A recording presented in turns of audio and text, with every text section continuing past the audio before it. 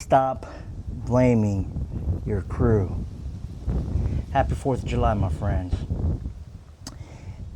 And also stop thinking that counting your inventory every day is going to fix your food cost. Doesn't work that way. Today's restaurant excellence lesson of the day. So let me tell you one of the biggest mistakes that I made when I first became a GM. The first thing that I did that I thought I had to do was to count every day. My food cost was really high when I first started. It was like 4 over base, and you guys know that is high.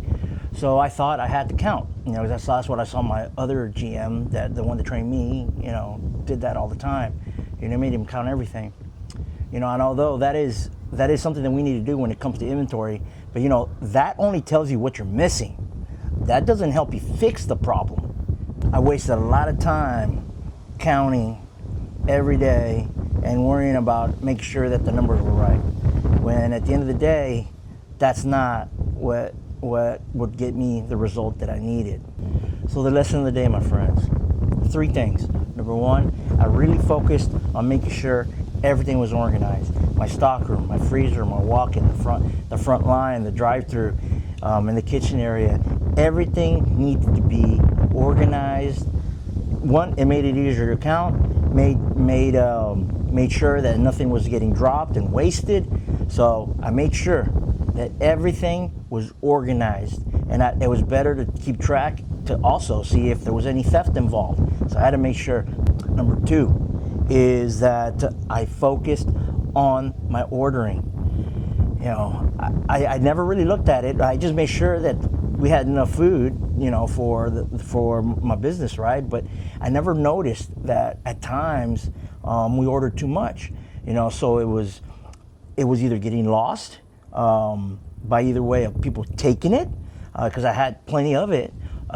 We gave away too much because my staff knew that I had extra in the back, so it wasn't such a big deal to give it extra ketchup or whatever the items were, and not the right amounts. Or it just expired and went to waste. So very, very important that you check your what you're ordering. Okay, you're not ordering for your neighbor. You're not ordering for anybody else. You're ordering for the business, and our inventory systems already have a buffer into it. So if you're managing correctly and you don't have any other food loss like theft, you should have plenty.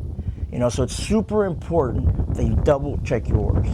Number 3 was that I made sure that I was on the floor and really focused on coaching and training, make sure the yields were right. And how do I make sure yields are right?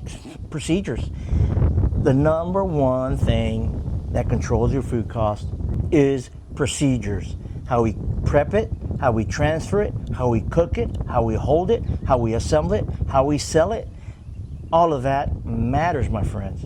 Whether it's e-production, whether it's simplified breakfast, or whatever system that you use in your business, doing that correctly is what's going to help you be better at food costs. So you need to be coaching, training, and following up on all your procedures. That is the number 1 loss of food cost or food cost issues. That's the number 1 thing is procedures. So if I learned that a long time ago, and I really focused on that, and that's when I started seeing a change. When I started doing that, is focusing on procedures, and the other 2 tips that I gave you is making sure that was happening. So my friends, that is your restaurant excellence tip of the day. How to improve your food cost. I'm bringing it from 4 to consistently under 3 in my experience was doing those 3 things, is really focusing on that.